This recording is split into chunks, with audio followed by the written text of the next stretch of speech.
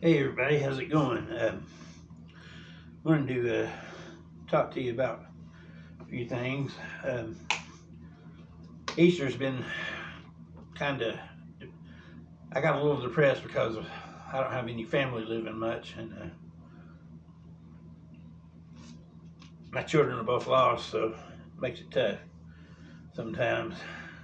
Hope I don't look bald. I was so bald I had to wear a hat for a while because my head is cold, and plus I was looked so bald. Anyway, let me go over this stuff. Uh, had a few people attack the gospel, but the name of this video is God Don't Play. And He don't play. Today is the age of grace, so you don't see God killing people or striking people down, but it doesn't mean that you shouldn't fear God.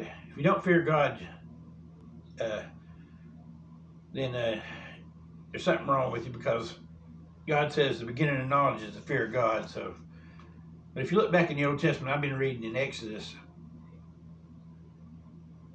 some of the laws they put out. I mean, some things you were stoned to death for. I mean, He didn't play around. And then I was reading about Egypt. You saw where He hardened Pharaoh's heart. Pharaoh was already a terrible person. That's the reason He hardened his heart. But God did not like Egypt, and He was going to show them, and He showed them that I am the God. He kept saying, I am God. He's going to show them. So the Red Sea, Moses went across the Red Sea. He parted it with it parted back as walls, it said. It wasn't a reed sea, and they didn't walk through small reeds. The water was huge. It went up high and made walls. And Israelites went through it. Then when the Pharaoh, he had 600 chariots, they all came up in there. Then once they got in there, God closed the water down. He told Moses to put his hand up, and the water went down. It drowned all of them. So it said they saw them dead on the seashore. The Israelites were proven many times at God's power, but they just kept complaining like we do. We always complain. If you look and read Israelites, they didn't get food here and there. They would always start complaining and say, oh, we'd be better off as slaves than be out here. And then God would do a miracle, and he would give them food. But the next time, instead of calling on God, they would start complaining and murmuring, it said to Moses. Seems like they never learned. They just kept on and on. That's why God kept them out of the promised land for so long. But the reason I say you don't play, look what He did to the Egyptians. Uzzah, I was talking about in another video. He said not to touch the Ark of the Covenant. Uzzah stuck out his hand, and he was struck dead. Other people were struck dead. And Peter had some people that were struck dead. They didn't give all their items to the church, and they lied about it, and they got struck dead. So you got many things where God just struck people dead. He doesn't do it this day and time, but if you're not scared of Him, you should be, because He can send you to a burning hell, and that's for sure.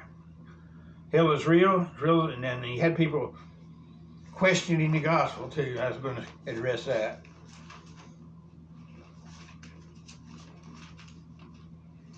You go to Galatians. As I gave you the gospel in 1 Corinthians 15, verses 1 through 4. Some people think that enough. They have to do a little work to do it. They have to baptize by water or do some kind of work, which is false. It's a false gospel, and it'll send you to hell. It's like I said before. I'm not making this stuff up. I'm getting out of the Holy Bible. Galatians chapter 1, verse 8. But thou, we, even him, even Paul, if he changed, or an angel from heaven, preach any other gospel unto you than what we have preached unto you, let him be accursed. And he repeats it again. As we said before, so say I now again, if any man preach any other gospel unto you than you have received, let him be accursed.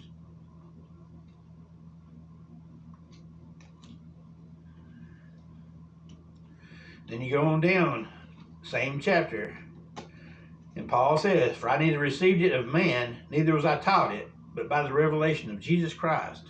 Paul didn't make this stuff up. Jesus gave it to him. And we read it in 1 Corinthians 15 before my videos. The death, burial, and resurrection of Christ.